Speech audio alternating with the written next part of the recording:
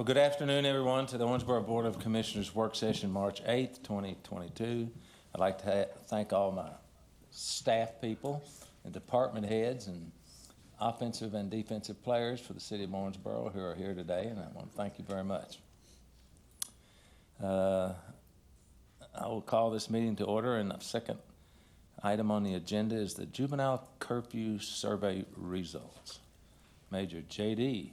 Winkler, Police Department, please come forward.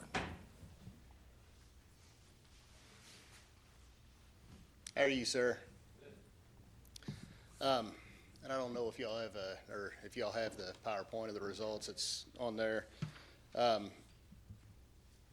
Total of 2,474 responses came in, so a little under 3,000 total. The 57% of respondents support the curfew in its current form, so the way that it exists as it is now. 43% of the respondents do not support the curfew. Of those 43%, 10% of the 43% choose between 9 and 5 a.m. So that's a total out of all those that voted, 4.3% support changing it to that. 19% of the 43% who opposed it in its current form support 10 to 5. 26% support 11 to 5, and is it up there? Okay, sorry, it's up there. Well, I can just keep talking, sir, and it keep rolling with it. So, yeah. But basically, it's out of the 43% that do not support the ordinance in its current form. For the most part, everybody's kind of undecided on the numbers, but it's a relatively small percentage that want to change. And I think that it's important to remember 27% of the respondents don't support the curfew at all in its form. One of the things that stood out to me, and I think that one of the important parts that I'm glad that we put in there was applying it both equally to the city and county juveniles, which 83% of the respondents supported applying across the board, which I think that that's important that we have our counterparts in the county that are making sure that things are held consistent across the board, that we don't have young folks in our communities inside the city that are treated differently than those that reside in the county. And the age range is on there as well, and I think that there probably was a few that they located in the study that ran through the survey multiple times. So we put forth efforts to make sure we removed them from the final results. I do want to point out one thing before I open it up for questions to y'all.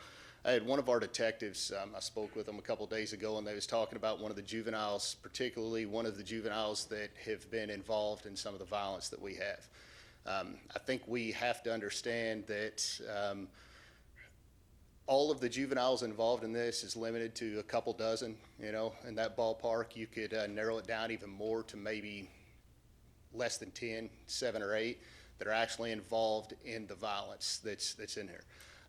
We've charged the vast majority of them that are involved in this. And this one particular one that the detective came to me, they was talking about how many times this individual had been charged, and I just want to bring that to y'all's attention.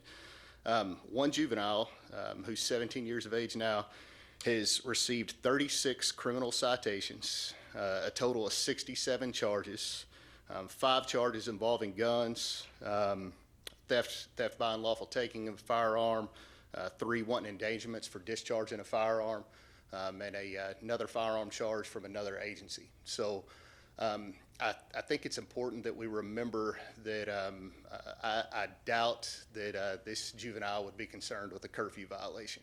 I think it's important that we don't throw the baby out with the bathwater, so to speak, and start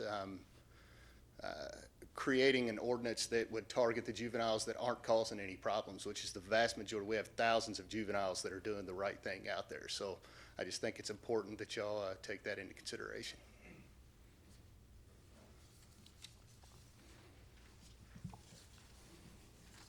And that's all I have, sir. Any questions? I do know that well, made available to me about 26 studies on curfews, and the overall assumption on each one of them, if you change it, it has either a positive or a negative effect on the juveniles that are involved in it. So it's pretty much universal, and that's cities up to 200,000 and cities down to 50,000. So Yes, sir. Your point's well taken. I think the survey reflected that probably.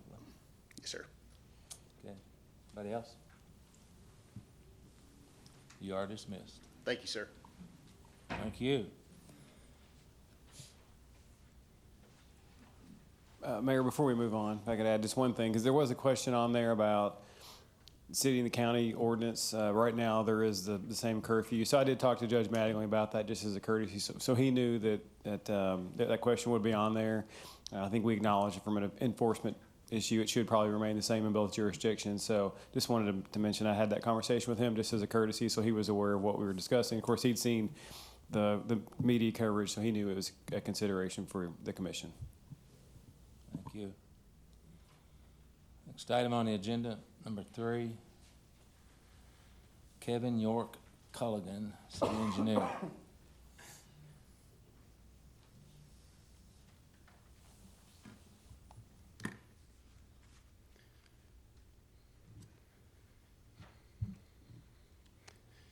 Good afternoon, Mayor and Commissioners. My name's Kevin Culligan, city engineer, and I'm here to discuss drainage in the York area and some ways that we might improve that. I want to start off and define the York area. Generally, that is bordered by Stratford Drive to the north, Biddle Road to the south, Bosley to the east, and Carter to the west. There is a open ditch that begins in York Park that drains west through some backyards of some homes, and it continues west towards Shiveley Park, and then it turns north and drains underneath Parish Avenue. That's the blue line on your map there. That ultimately dumps into a tributary of Rhodes Creek. But the York area encompasses residential homes in a city park.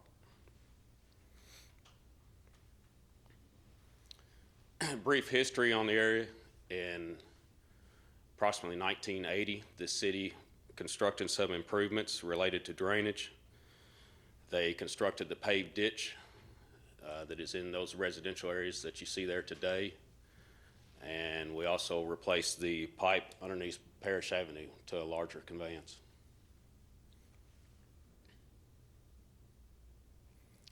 There's a picture of that paved ditch that runs through those backyards of those homes. Like I say, you've probably seen that if you've been to York Park, or if you drive down Ellis Avenue, you can see that as well. Yes, sir. I think it was just a smaller grass channel, grass ditch. Yes.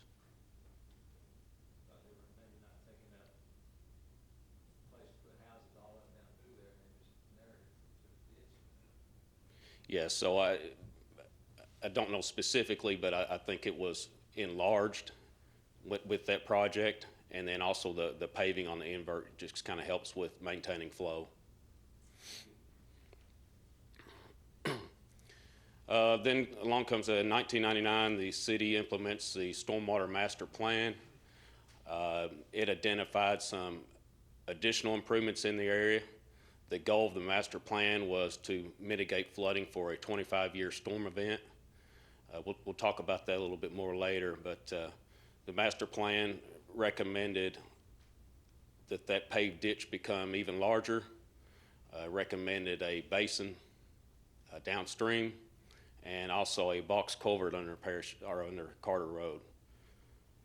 The master plan came out just before or around the time of Carter Road widening, and so the state constructed that box culvert per the master plan when they widened Carter Road. So that improvement has been done. Those other improvements in the master plan have not. That brings us to where we are today. There are still some flooding issues in the area. These are some pictures of rain event August 2021. This is Biddle Road west of the church. Griffith at Harlan, that intersection. South Stratford Drive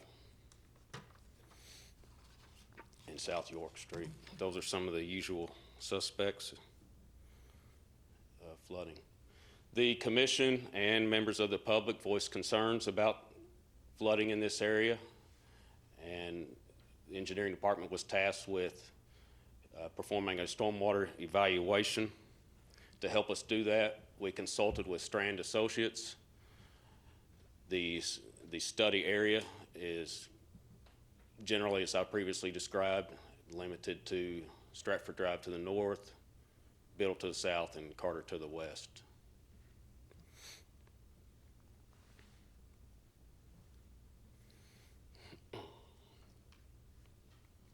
As part of the stormwater evaluation, Strand developed a two-dimensional model. Some of the benefits of the two-dimensional model is it helps understand where the flooding occurs, the depth of that flooding, and the level of improvement. To calibrate the model, we gathered actual rain event data. We had rain gauges in the area. We also would measure flood depths in the streets after a rain event or during a rain event, and we would gather debris lines with the survey crew after the rain event had elapsed. These things help calibrate the model and should reinforce accuracy and confidence in the model. As part of the evaluation, we also look at why does it flood. This is a topography map. The green is higher elevation and the blue is lower elevation. So you'll see that there's a ridge just south of Parish Avenue. There's a ridge at Biddle, and it's higher elevation towards Bosley. So this area is a topographical depression. It's also very flat, and some of the surface elevations in that area are only a few feet higher than the downstream ditch elevation. And that poses a big challenge for trying to address some of the flooding issues. Another reason that it floods is a lot of this area is connected to the combination sewer system. The combination sewer system drains both sanitary sewer flow and stormwater flow. In heavy rain events, usually those systems are not large enough to convey both flows. The green area, that is separate stormwater that drains to York Ditch. The blue and the pink or red, those are combination sewer areas. Those areas drain to the combination sewer, which generally drains east and north.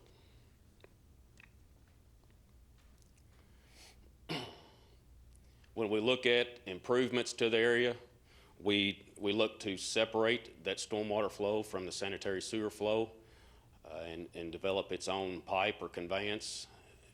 With these improvements, we're proposing separate stormwater systems along Ellis from Biddle down through Griffith and Harlan and a leg on North and South Stratford Drive to drain directly to York Ditch.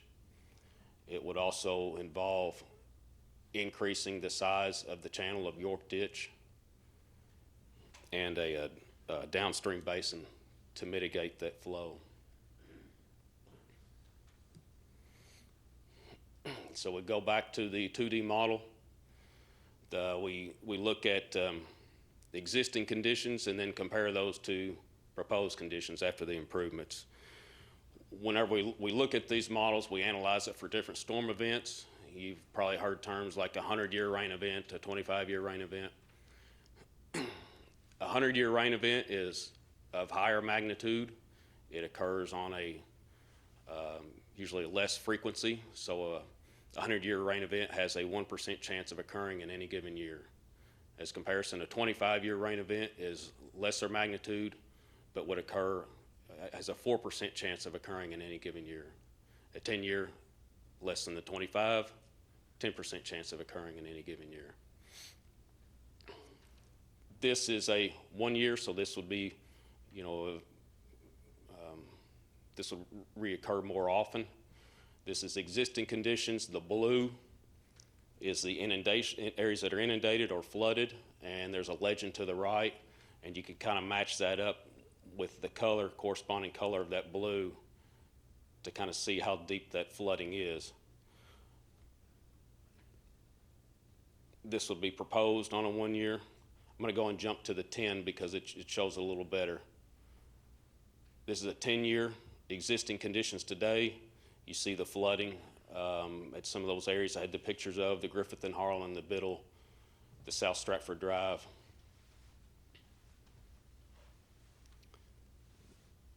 This is after the improvements. You see there are some improvements in some of that overland flow.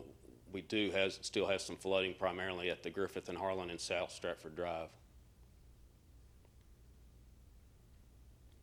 25-year rain event, again, higher, more magnitude of a rain event existing and proposed. And then the 100-year rain event existing and proposed. So the 100-year rain event is usually, it's cost prohibitive to even consider designing to that. The master plan identified the 25-year rain event as it was, typically it's not much more cost to design to that in lieu of the 10, and the public would experience more benefit from the 25. But with the topography constraints, we're very limited on the ability to upsize the pipe sizes in this area. A lot of these proposed improvements, we're looking at double pipe runs of elliptical pipe, just because we don't have enough ground cover to make the pipe any larger. And so we have to look at double culverts or open ditches where we can put them.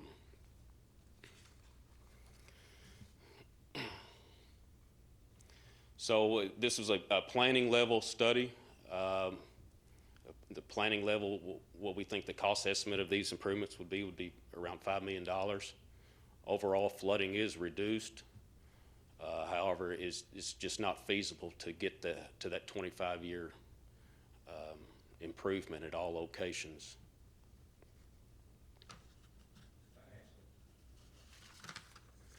I'm sorry, sir. You mean financially feasible or just physically feasible? So it's a little of both. I mean, in theory, anything can be fixed if you have enough money, right? So we did look at, what it might take to get to that 25. One option was underground storage at some of these intersection locations. The underground storage gets very large. It was 15,000 square feet because we can only get about 3 foot of depth. Another option was a pump in a basin. We think we'd have to go about 10 feet below the flow line of the existing culvert under Carter Road. We think improvements to that level are easily approaching $10 million.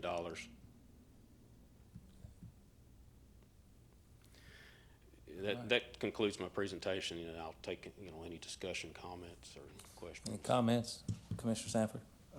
Kevin, on a percentage basis, what percentage better would it, if it's 50% right now? I mean, can we get it to 75%, or how much better can we make it at the 25-year that you're proposing for the $5 million? Christy, Just on a number, just a guesstimate. 50% better than it is now?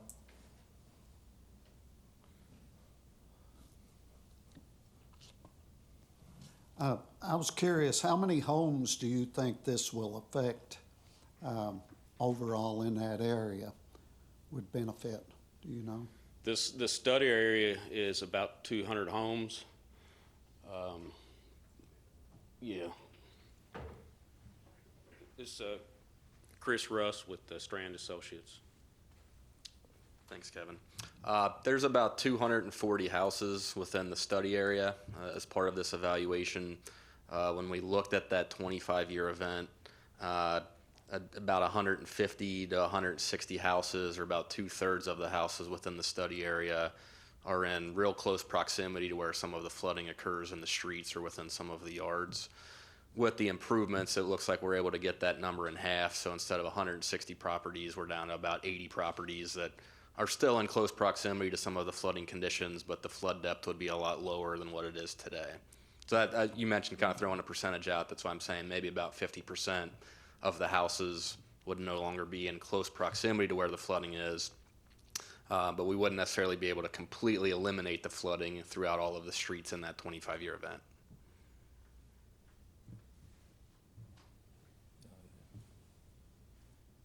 Mr. Glenn? I'm not sure who would want to answer this, so you may want to stay close. So the question I've got is, in talking to people, particularly on York Avenue, their big concern is a lot like the fairgrounds folks at nearly a decade ago, and that was raw sewage in their homes when they have an extreme rain event. I wouldn't want raw sewage in the middle of my home either.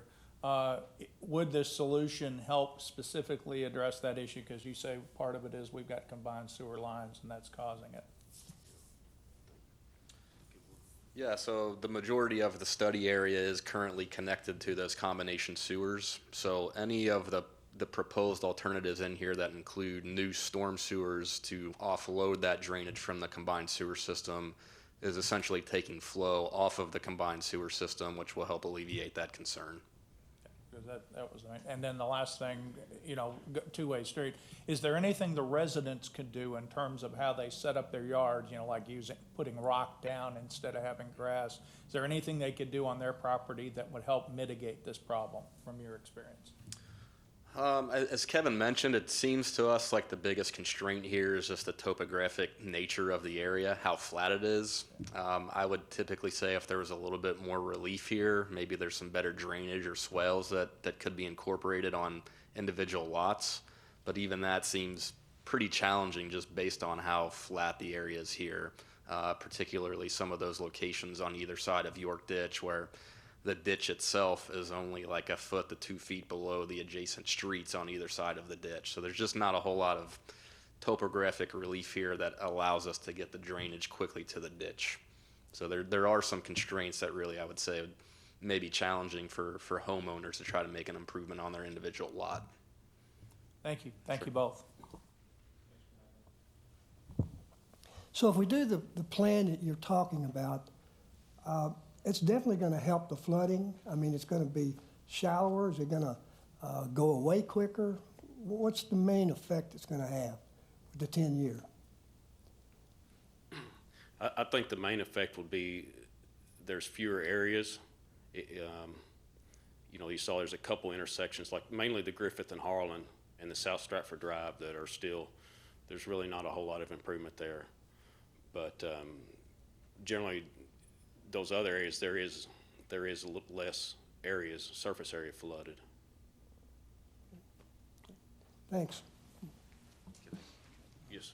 Can I add real quick to that? Just a follow-up comment on that. The maps that Kevin showed in the presentation here are kind of at the peak of those rainfall events. So how bad does the flooding look at the kind of the worst part or the peak of those events? Your question about the duration. All of these improvements should reduce the actual duration of impact in these areas. Any type of stormwater improvements can minimize how long it takes for that floodwater to recede out of the system. So we don't have these simulations that show kind of the duration over the whole rainfall event, but the expectation would be that the duration of impact should be lower. Okay. Thanks. Thank you. I noticed whenever I drove through the area that under Ellis Avenue, there's a small drainage tile that goes into a the large drainage area under Carter Road. Are there any plans to remove that tile and put in a larger culvert type system, or? I don't specifically remember the size that we looked at in the evaluation, but when we were showing those improvements along York Ditch itself, that would include upsizing that culvert underneath Ellis Avenue to be able to convey the additional flow that would be routed to York Ditch. Because to your point, the capacity of that culvert underneath Ellis Avenue is way lower than the big box culvert underneath Carter Road. So just to make that type of improvement, there would be kind of a box culvert type replacement at Ellis Avenue to convey the additional flow through the ditch. Okay. Yeah, I noticed that it was about the size of a beach ball and the ditch is 4 times bigger, you know. Okay, thank you. Okay, thanks, folks. Appreciate you. Tough job. We're glad we have you. Item 4, Owensboro Fire Department History Project Update. Chief James Howard and Lieutenant Andrew Bale. Hello, thank you, Mayor, Board of Commissioners, for giving us this opportunity to highlight what we think is a positive story. Talking about our Fire Department History Project. I came into this office at the end of 2019 whenever Chief Mitchell left, and early on, just going down the hallway and looking at the pictures of all the other chiefs. We don't have pictures of all of them, but going back to 1866 when Horace Miller was the chief of the Owensboro Fire Department at the inception of the department, on through, just kind of thinking about the challenges that these other gentlemen had throughout the history of the department. And then considering some of our history that's been collected, such an important part of our culture in the fire department and the fire service. I look back to think like, what were these stories? What were the challenges? Because the history of the Owensboro Fire Department is the history of Owensboro itself. That's the way that we see it. So I started looking at the information from the sesquicentennial. A lot of you were able to make it to the convention center, I'm sure, in 2016, whenever we had the 150th birthday of the Owensboro Fire Department. And some of our history was on display there. But by no means was it all of it. What we found is that so much of our history is spread out. It's in different places. Photo albums here, a plaque in someone's attic that you find after they're gone, unfortunately. A lot of artifacts out there that you can collect. We haven't done the best job of making sure that we preserve those things and respect them as such an important part of our culture. So that's something that we're working on. So we started this project, had a lot of advice from Leslie McCarty. I ran into her at the library a couple years ago, and she really kind of lit a fire under me to do something with the project. As I got to working on it, it kind of became like Tom Sawyer painting the fence, try to find other people I can get to come help paint the fence for me or with me. And that led me to kind of get a group of interested parties there inside the fire department. Whenever I sent out the casting call, got several folks who were willing to go through pictures, try to catalog and archive the artifacts and documents and all the things to do this comprehensive project. Now, this project is a work in progress, just like history itself is a work in progress. But we have made some progress, and there's a lot of work to do. One of the things that was recommended by Leslie early on was to establish someone as a historian who's going to take this on and be the person who's going to be able to direct tasks and be in charge of the archiving. And that task was given to Lieutenant Andrew Beal, who's with me here today. And I asked him to come and speak with you and to say a few words and let you know kind of how he's doing with the project and kind of some of the things that he's run into in doing the history project. So I'm going to turn it over at this time to Lieutenant Andrew Beal. Hello, everyone. I'm Andrew Beal, head of the History Committee. Let's go ahead and get into it. The last time that a history project was done at the fire department was 1957, so we've got a lot of ground to cover from the 50s on.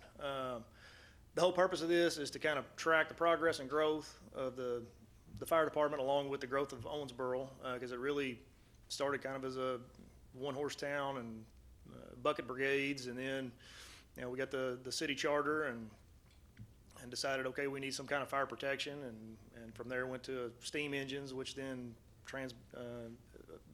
was bigger apparatus, and then in 1914 we started getting actual fire trucks and kind of what you think of today. So far, the History Committee, as far as the print document goes, has been done from 1866 till about 1920. So we still got a long way to go, but we got a pretty good amount of stuff on paper. So the things that we're trying to do, major fires, obviously, that's going to be something that we're going to track. And probably the one that comes to mind most right now, that's relevant right now, is the Green River Distillery fire, which still to this day is our biggest fire. There was a write-up in the Messenger a couple weeks ago. I think Keith Lawrence did a write-up on it. And even though it's been over 100 years ago, it's still our number one as far as largest fires we've ever had. And it was actually outside of the city limits, but we had everybody there for days. You know, you could see, they said you could see the flames from Evansville. So it was pretty good fire. Advancements in equipment and services. So this kind of covers what I was saying, that when the city got their charter, there was absolutely nothing in place other than just, you know, Joe with a bucket and, you know, their neighbor. So they decided they needed to get somebody in charge of it, and they got Horace Miller, and he ran the department for about 13 years. Got them steam engines, started clicking along, and then in the 1914s when we got our first fire truck, first Seagrave, which actually was the first. And Seagrave's still a big name in firefighting now, and that was the very first Seagrave that was sold in the state of Kentucky was sold to us in 1914. Notable chiefs and department members. So right around that same time, we have E.E. Curitan, who was the longest serving chief in the history of our department. He served for about 20 years. He kind of got us into that modern era, but we won a lot of national awards on fire prevention, and so he's somebody that's definitely going to be addressed sizably in here. But you know, short term, I can't really get into all these different chiefs. Scandals and other stories. Something that was kind of eye-opening to me was right around the turn of the century, the politics involved with, basically it was every time the regime would change, you could just count on everybody in the fire department being, you know, wiped out, other than, you know, a handful of people that were kept around. So this is something that I didn't understand, and some of the scandals kind of happened because of some of these placements. People that didn't have any background in firefighting, some big conflagration comes up, the insurance companies get mad, citizens get mad, obviously. So those kind of things are what I'm hitting on, not like, you know, some of the more juicy stories. This is more just, so it may be kind of misleading there. Wartime auxiliary. This was something else that was kind of a eye-opener for me. In World War II, we were the first city in the state that put together an auxiliary department because we had so many people that were active duty, and so we had a few people training civilians, and there's a whole period during World War II where we have a lot of civilians that were coming in to kind of pick up the slack while the other guys were overseas. First-hand accounts, which COVID has kind of put a damper on a lot of this. We've got a lot of older members that maybe were started in the 1950s, 1960s, so, you know, they know when they were a brand new person in 1955, the guys that had 25, 30 years on were from the, you know, 1930s. So we don't want to lose those first-hand accounts, but, you know, we're trying to get like retiree dinners, which COVID's kind of put a damper on that. We're going to put a booth up, video, audio recording, so we have that to go forward. You know, 50 years from now, that might be kind of a cool thing that, you know, otherwise it's just going to be knowledge that's lost. Family connections, and like most people know, fire department is famous for a lot of family members, multiple generations of people fighting fire at the same place. So there's a lot of, within the department, we've had a pretty good group of people that have come back and have photo albums and old newspaper articles and that kind of thing. We haven't had as much from the general public, but, you know, that's still, we're not quite to that point in the project where we're going to be kind of hammering on that. But that's what we want to, in connection with the museum, and kind of having a little fully functioning mini museum when we bring the kids through, and, you know, those kind of things. As the city, the fire department's kind of like a microcosm of the city. As the city's grown, we've had to move stations, we've had to add stations, add people, add equipment, and that's kind of the story of that. So if you look at the map on the left, 1925, at that point we had 3 stations. The previous station 1 was at 4th, pretty close to where we're at right now, right next to where we're standing was where the old Station 1 was. There was Station 2 was at 2nd and Bolivar, Station 3 was at 7th and Sycamore. And that was the case up until the 40s when they decided they had to protect the south end of town, which was 18th Street. So they added Station 4 at 18th Street. And then Station 5 on Sherm Road was added in 1960. So and since then, you know, we've had to spread out as well. So 9th Street Station came into play in 1973. Station 3 and Station 4 got moved in 1971. Station 5 got moved again farther south in 2001, 2002. And Station 2, which is currently being renovated now, was placed where it is in 1999. So, yeah, as everybody spreads out in this place, yeah, it kind of boils down to how can we cover the city. So as the city's grown, we've grown. And you can see on the left, that's a picture of the old Station 1. And it's kind of a cool picture. We've got 4 members in that picture that were either previous chiefs or current chiefs or future chiefs. So it's kind of neat. And that's probably, I would say probably 1910-ish. And so we go from that being our ladder truck to our newest ladder truck, Ladder 5 on the right. We're trying to catalog some of these previous members of the department that, you know, you get some of these old pictures and we don't know who any of these people are. And the guys that are retired even that have, you know, started in the 80s don't know who any of these people are. So we're trying to take some of these composites and maybe try to cross-reference and figure out who some of these older members are that have kind of been lost to history, because we want to kind of preserve that. There's another picture from the old Station 1, 4th Street. That's the 1920 sea grave. It was white, which was kind of unusual, but it was actually called the Owensboro Pump. It was specially designed by E.E. Curitan, and it was used by similar-sized cities around the United States, and Seagrave called it the Owensboro type. So it's kind of a neat little feather in Owensboro's cap. So that's from the 20s. It's probably from 1920 to 1930, because in the 30s they changed how the garage doors were, and they leveled all those arches out, and so that's kind of how I can tell that that's the time reference from that time. There's our 1926 Seagrave pumper that we still have, which is original to the department, and that's from 1973. That's when it still had the original coat of paint. It got repainted in the 80s, and I think that's Walter Freeman, who the drill tower is named after, is driving the truck. I don't know a whole lot about this one. Obviously, it's downtown, but I don't have a whole lot to add to this one. It's probably from the 1950s, 1960s. At the end of this, we want to have a print document, and that's already been started, and that's kind of where most of my attention is focused right now. And the committee is working more on trying to identify people in these pictures and sort these pictures, because it's just boxes and boxes of pictures and photo albums. So we're trying to get a little bit of organization so we can start moving forward on that. Like I mentioned, the video audio recordings of the in-person interviews, that's something that we're wanting to do. And if we can't get past this whole COVID thing, that's for sure going to be what we're doing next. The images, which I just mentioned. And at the end of this, we want to make all of these documents and data and everything available to the Kentucky Room. So if anybody from the city wants to have access to it, they can go see what we did.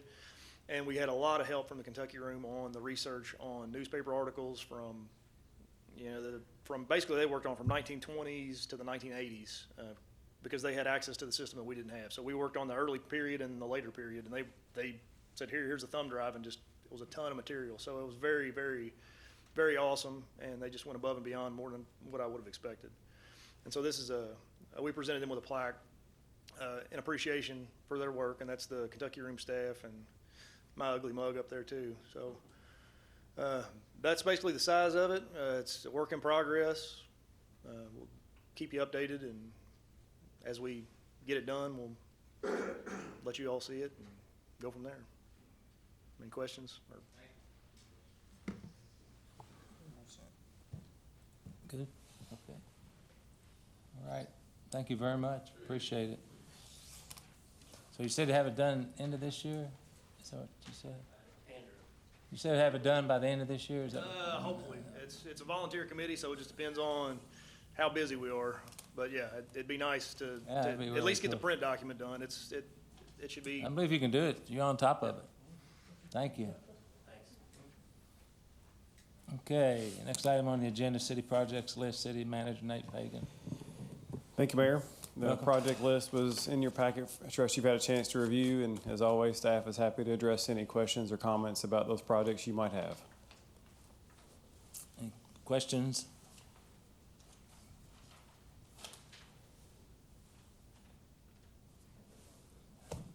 I know. The police training building, so that's not gonna be done till, the end of March, but are we on track to get that completed on time? 'Cause I know that'll be a big benefit to the OPD. Yes, sir, Commissioner. It's probably going to be more like the end of April right now. They're Yeah, I moving saw on- March. they're I'm making- thinking, boy, yeah, that's I close. apologize for that mistake. No, it's But, not a mistake. I just was asking for a clarification. Yeah, You they're do moving great. along pretty well. So it is closed in, and they're framing out the walls and doing the, HVAC work and plumbing and all those types of things inside. And it's going to be a pretty nice building when it's complete. Awesome. Great resource. Thank you. At some point, Mayor, if I could add, a project like that reminds me, so at some point, probably this summer, when we get through the budget and get better weather, we'll probably do a trolley tour. We haven't done one in the last couple of years because of COVID, so we'll go visit that project, I'm sure, and some of these that we've been talking about, and give you an opportunity to see those firsthand. Any other questions? Okay, without objection, we adjourn.